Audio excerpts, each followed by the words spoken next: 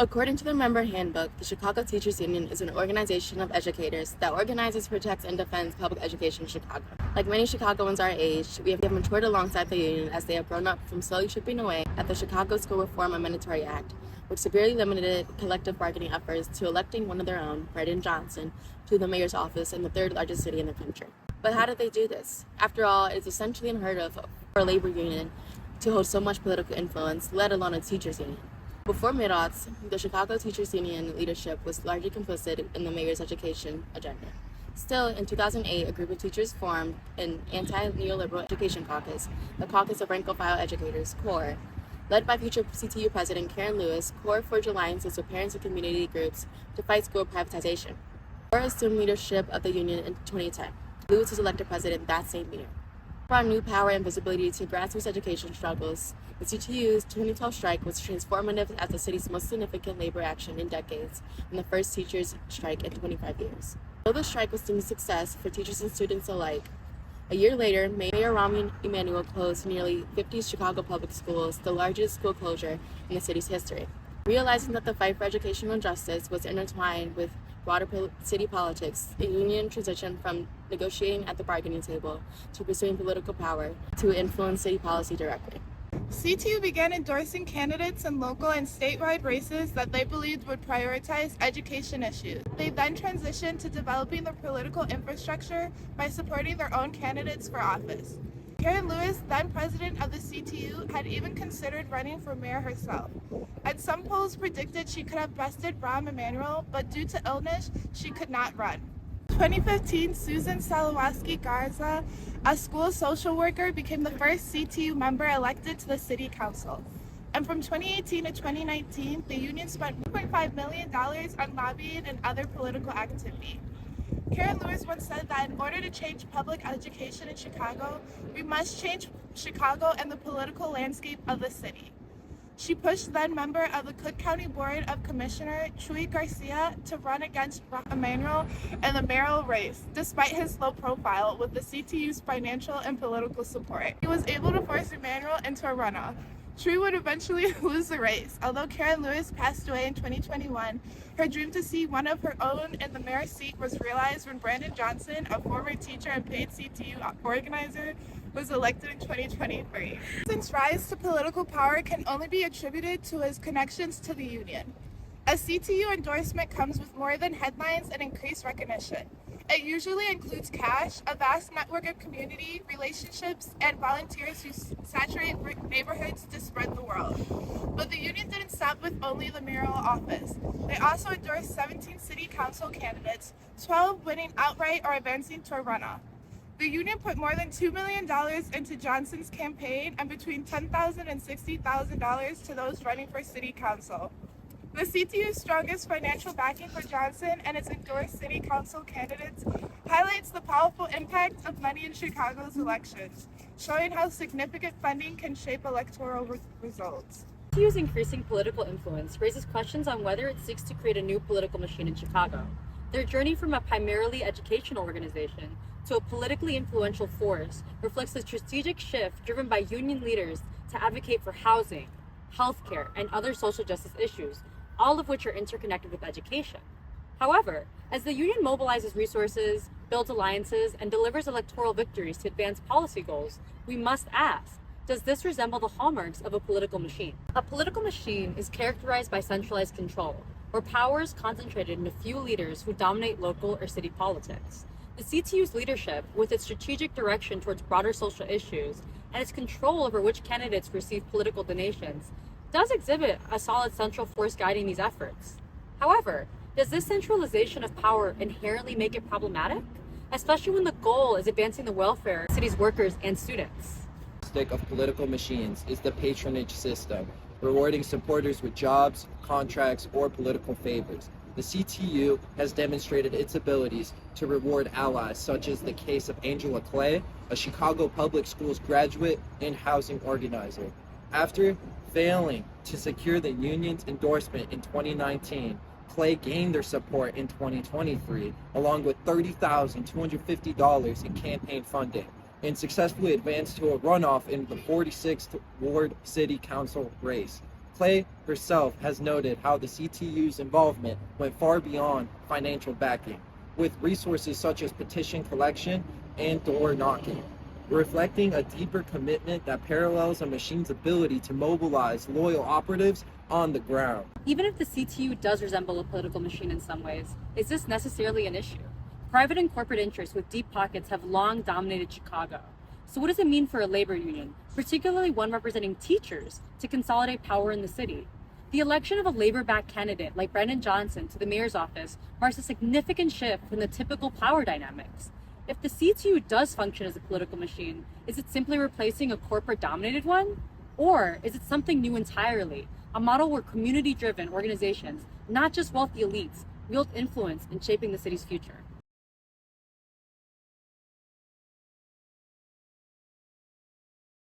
Hi, Ms. Soto. Thank you so much for taking the time to speak with me today. How are you doing today? I'm doing good. How are you? I'm pretty good, thank you. So the CTU has become a significant player in Chicago politics, with many comparing it to a political machine. What is your view on this comparison? Do you think the term political machine accurately describes the CTU's current political structure? No, I don't. I think that the Chicago Teachers Union is comprised of members who live and work in the city, and I think that we are working really hard to fight for the schools that our children deserve. Absolutely. And so that includes political lobbying, political donations, and endorsing political candidates. It makes sense for us to support people that would support our students. Now, I wanted to discuss the increasingly political nature of the union. After CORE and Karen Lewis were elected to power, the union started to become more involved in politics. They've advocated for things like removal of campus police from schools, to providing more affordable housing, and fighting gentrification. How do you respond to those who might argue this is too political for a teachers union and should instead focus on more traditional education issues? When has teaching not been political? Politicians don't stay out of our classrooms. We've always been politicized. It makes sense that we would organize and take a stand against forces that would otherwise be trampling all over us. That part of the question very much sounds like shut up and teach, except that people won't let you shut up and teach. Essentially, you have people telling you what you can teach, right? And how are we supposed to stick to a more traditional education when you won't let us? You're talking about forces in play that have taken librarians out of our libraries, a political system that thinks that it's not important for students to have access to books, and we're supposed to be okay with that. So you tell me, how are we not supposed to get involved? So I wanted to ask you a little bit more about the union's organizing and political funding work. The CTU contributed a little bit more than $2 million to Johnson's campaign. What is the rationale for the union's significant funding of political campaigns and contributions? And what does the union expect of Mayor Johnson and the other city council members they helped elect, if anything, now that they've helped them come into power? I think that for us, investing whatever amount of money it is that we contributed made sense because we know what it's like to have a mayor in office that works against us. Right now, we have a mayor who was a former middle school teacher and knows what it's like to be in the classroom. We would hope that he would be more friendly to us and be willing to work with us. There's no guarantees in that. At least we're hopeful, as opposed to having someone who is just in office to be political. I would expect at least for there to be an exchange as opposed to being dictated to and being told what to do. So we've referenced contract negotiations several times. What strategies does the CTU employ to balance teachers' demands with the financial constraints faced by the city and CPS? I think it's interesting that financial constraints always come into place when we're talking about our children. You don't hear that when you're talking about building stadiums in Chicago. All of a sudden we get really creative. I think that when you invest in children, you invest in the future. And it makes me wonder why it is that you wouldn't want to invest in that. What are you saying about our children that attend our schools? Are they not worth that investment? Is Chicago's future not worth that investment? The union is composed of many individuals with differing ideals and political beliefs. So how does the union communicate its spending and political endorsements to its members? And is there a process for members to provide feedback or express dissent? Yes. The way that the Chicago Teachers Union works is that you have executive board, There's a bunch of different things that end up getting presented to us. We end up discussing it, very hearty, democratic conversations. We present what we have to the House of Delegates. And the House of Delegates is essentially, you have representatives from each school, and then discussion is had, and then we take votes. And I think it's an incredibly democratic process, and I'm super proud of it. And sometimes it can be a little messy. It's a wonderful thing because democracy is supposed to be messy. In times that things have been presented to the House of Delegates and they've rejected it or modified it. The important thing is that every voice gets heard and they have the opportunity to do that. With corporate and private interests traditionally holding sway in Chicago politics, what does the rise of a labor-backed organization like the CTU signify for the city's power dynamics moving forward? I think it means that you have to start taking into account the everyday needs of regular people. Now that you have representatives that are regular people, I think that they're having to contend with having to understand that regular people have needs and that you can't just cast us aside.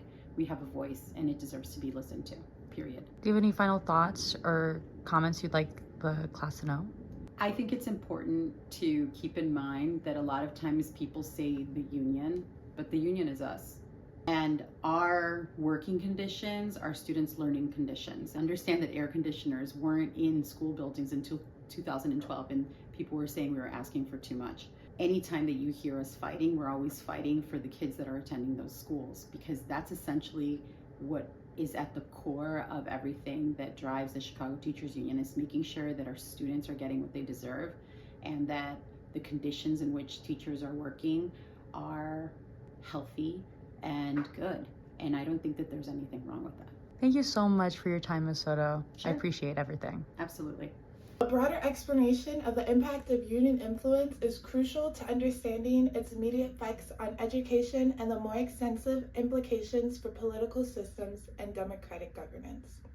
When examining the Chicago's teacher union as a political machine, it becomes clear that balancing advocacy for teachers' rights with the political consequences for educational reform and fairness is essential.